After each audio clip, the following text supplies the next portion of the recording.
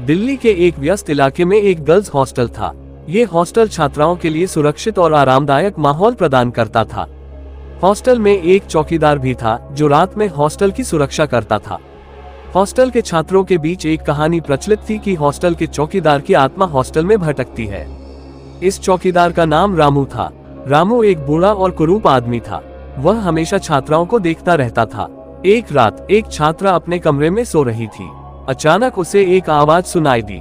आवाज कह रही थी, मैं रामू हूँ, मैं हॉस्टल का चौकीदार हूँ, मैं तुम्हारे दिल को खाना चाहता हूँ। छात्रा बहुत डर गई। उसने अपनी आंखें खोली और उसने देखा कि रामू उसके बिस्तर के पास खड़ा है। रामू के हाथ में एक चाकू था। छात्रा चिल्लाने लगी। रामू ने उसका हाथ पकड़ लिया और कहा, चिल्लाओ मत, मैं तुम्हें मार दूंगा। रामू ने छात्रा का गला काट दिया और उसके दिल को निकाल लिया। उसने छात्रा का दिल खा लिया और वह गायब हो गया। अगली सुबह हॉस्टल के छात्रों ने छात्रा के शव को उसके कमरे में पाया। छात्रा के गले पर चाकू के निशान थे। हॉस्टल के छात्र बहुत डर गए। वे जानते थे कि रामू की आत्मा हॉस्टल में भटक रही है और वह उनके दिलों को खाना चाहता है। छात्राओं ने हॉस्टल के वार्डन को बताया कि रामू की आत्मा हॉस्टल में भटक रही है, लेकिन वार्डन ने छात्राओं की बातों पर विश्वास नहीं किया। उसने कहा कि रामू की आत्मा हॉस्टल में भटक नहीं रही है। रामू की आत्मा ने और छात्राओं को मारना शुरू कर दिया। छात्राओं के दिलों को निकालकर वह खा जाता था। हॉस्टल के छात्र बहुत डरे हुए थे। वे हॉस्टल छोड़ना चाहते थे, लेकिन उनके पास कोई और ठिकाना नहीं था। एक दिन एक छात्रा ने फैसला किया कि वह रामू की आत्मा को खत्म करेगी। उसने एक तांत्रिक को बुलाया और उसे रामू की आत्मा को खत्म करने के लिए कहा। तांत्रिक ने हॉस्टल में एक अनुष्ठान किया। अनुष्ठान के बाद रामू की आत्मा हॉस्टल से गायब हो गई। छात्राओं ने राहत की सांस ली। वे अब रामू की आत्मा से डरती नहीं थी, लेकिन कहते हैं कि रामू की आत्मा अभी भी हॉस्टल में भटकती है। वह उन छात्राओं को मारता है जो हॉस्टल के नियमों को तोड़ती हैं। इसलिए अगर आप दिल्ली गर्ल्स हॉस्टल में रहती हैं तो हॉस्टल के नियमों का पालन करें, वरना रामू की आत्मा आपसे मिल सकती है। एक बार की बात है, एक छोटे से शहर में एक पुराना घर था।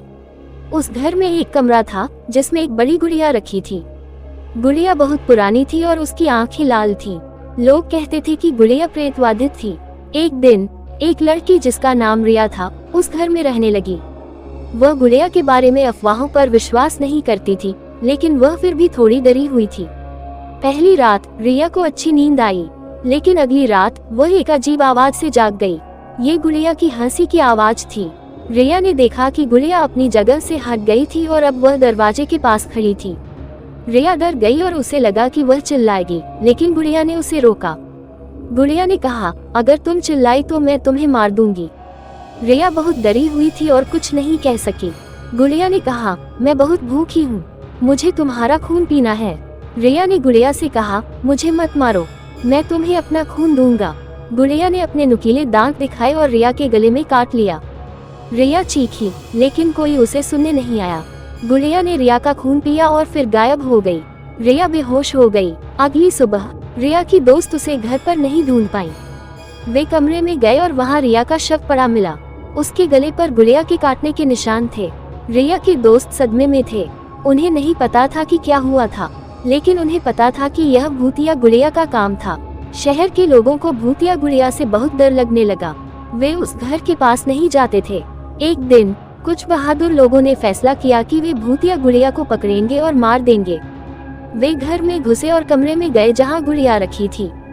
गुड़िया लोगों पर हमला करती थी, लेकिन उन्होंने उसे मार डाला।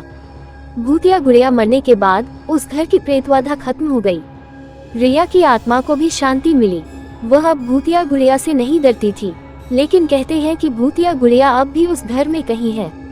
वह किसी को भी मार सकती है जो उसके पास आए, इसलिए उस घर से दूर रहना ही बेहतर है।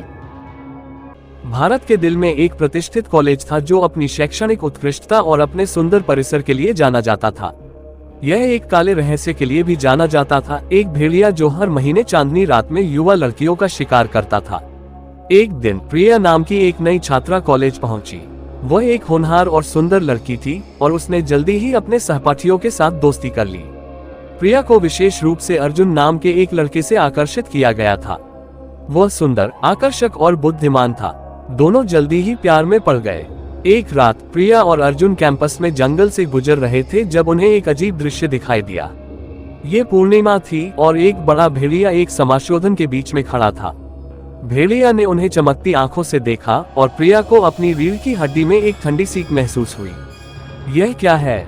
उसने अर्जुन से पूछा। मैं नहीं जानता, उसने उत्तर दिया, लेकिन यह मिलनसार नहीं दिखता। वे जाने के लिए मुड़े, लेकिन भेड़िए ने उनका रास्ता रोक लिया। यह उन पर झपटा और प्रिया का दिल दौड़ने लगा। वह जानती थी कि वे खतरे में हैं। अचानक अर्जुन खुद एक भेड़िया में बदल गया। वह पहले भेड़िए से भी बड़ा और अधिक खतरनाक था। प्रिया डर से चिल्लाए, अर्जुन! वह रोई। क्या हो रहा है? भेड़िया अर्जुन प्रिया पर लपका, लेकिन वह चकमा देने में कामयाब रही। वह तेजी से भागी जितनी वह कर सकती थी, लेकिन भेड़िया तेज था। उसने उसे जंगल के रास्ते पीछा किया और प्रिया जानती थी कि वह मरने वाली है। बस जब उसे लगा कि सभी आशाएं खो चुकी हैं, प्रिया एक समाशोधन में आ गई। समाशोधन के केंद्र में एक बड़ा पेड़ था। प्रिया पेड़ की ओर दौड़ी और जितनी तेजी से हो सके ऊपर चढ़ गई। भेड़िया उसके पीछे आया, लेकिन प्रिया उसकी पहुंच से बहुत ऊंची थी। भेड़िया प्रिया पर झपटा और काटा, लेकिन उसने नीचे आने से इनकार कर दिया। वो तब तक पेड़ में रही जब तक सूरज नहीं उगाया और भेड़िया पीछे हटने को मजबूर हो गया। प्रिया पेड़ से नीचे उतरी और अपने छात्रावास के कमरे में भाग गई। वह भयभीत थी, लेकिन वह जानती थी कि उसे अन्य छात्रों को चेतावनी देनी है। उसने उन्हें भेड़िए के बारे में और अर्जुन के बारे में बताया, लेकिन किसी ने उसका विश्वास नहीं किया। उस रात पूर्णिमा थी। प्रिया ने अपने आप को अपने कमरे में बंद कर लिया और बाहर निकलने से इनकार कर दिया। वह जानती थी कि भेड़िया उसके लिए आ रहा होगा। उसने अपनी खिड़की के बाहर एक हौवल सुना और वह जानती थी कि भेड़िया वहीं है। वह डर से दुबकी हुई अंत की प्रतीक्षा कर रही थी, लेकिन अंत कभी नहीं आया। अगली सुबह प्रिया अपने कमरे से बाहर आई और पाया कि अन्य छात्र सुरक्षित थे। भेड़िए ने किसी पर हमला नहीं किया था। प्रिया ने अर्जुन को फिर कभी नहीं देखा। वह जानती थी कि वह भेड़िया था और वह इस बात की आभारी थी कि उसने उसकी जान बख्शी थी, लेकिन वह ये भी जानती थी कि वह वापस आएगा। हर महीने चांदनी रात में प्रिया अपने आप को अपने कमरे में बंद कर लेती और इंतजार करती। वह जानती थी कि भेड़िया उसके लिए आ रहा होगा, लेकिन वह कभी नहीं आया। प्रिया ने कॉलेज से स्नातक किया और एक खुशहाल जीवन व्यतीत किया।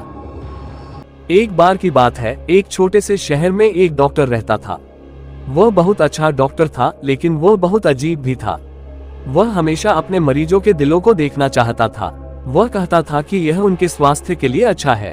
एक दिन एक मरीज डॉक्टर के पास गया। मरीज बहुत बीमार था और वह मरने वाला था। डॉक्टर ने मरीज के दिल को देखने का फैसला किया। उसने मरीज के सीने को चीरा और उसके दिल को निकाल लिया। डॉक्टर ने मरीज के दिल को देखा और वह बहुत खुश हुआ। उसने कहा, यह दिल बहुत अच्छा है, मैं इसे खाऊंगा और मैं हमेशा के लिए जीवित रहूंगा। डॉक्टर ने मरीज के दिल को खा लिया और वह बहुत शक्तिशाली बन गया। वह अब कभी नहीं मर सकता था। डॉक्टर बहुत खुश था, लेकिन वह अब भी अधिक दिल चाहता था। वह चाहता था कि सभी लोग उसके दिल को खाएं ताकि वह हमेशा के लिए जीवित रह सके। डॉक्टर ने अपने मरीजों को मारना शुरू कर दिया। वह उनके दिलों को निकाल लेता और उन्हें खा जाता। वह अपने मरीजों को बताता था कि वह उन्हें ठीक कर रहा है, लेकिन वह असल में उन्हें मार रहा था। शहर के लोग डॉक्टर से बहुत डरने लगे। वे जानते थे कि वह एक भूतिया डॉक्टर है और वह उनके दिलों को खाना चाहता है। एक दिन एक लड़के का दिल बहुत बीमार हो गया। उसके पिता उसे डॉक्टर के पास ले गए। डॉक्टर ने लड़के के दिल को देखने का फैसला किया। डॉक्टर ने लड़के के सीने को चीरा और उसके दिल को निकाल लिया, लेकिन लड़के का दिल बहुत छोटा और कमजोर था। डॉक्टर ने कहा, यह दिल मेरे लिए अच्छा नहीं है, मैं इसे नहीं खाऊंगा। डॉक्टर ने लड़के के दिल को फेंक दिया और लड़के की मृत्यु हो गई। लड़के के पिता बहुत दुखी थे। वह डॉक्टर से बदला लेना चाहता था। उसने डॉक्टर को मारने की योजना बनाई। लड़के के पिता ने डॉक्टर के घर में घुस गए। डॉक्टर सो रहा था। लड़के के पिता ने डॉक्टर के दिल को निकाल लिया और उसे खा गया। डॉक्टर जाग गया और उसने अपने दिल को निकलते देखा। वह बहुत डर गया और वह मर गया। डॉक्टर की मृत्यु के बाद वह भूत बन गया। वह अब भी लोगों को मार रहा है और उनके दिलों को खा रहा है। लोग कहते हैं कि भूतिया डॉक्टर उन लोगों के पास आता है जो बीमार हैं या जिनके दिल कमजोर हैं। वह उनका दिल निकाल लेता है और उसे खा जाता है। इसलिए अगर आप बीमार हैं या आपका दिल कमजोर है तो सावधान रहें। भूतिया डॉक्टर आपसे मिलने आ सकता है।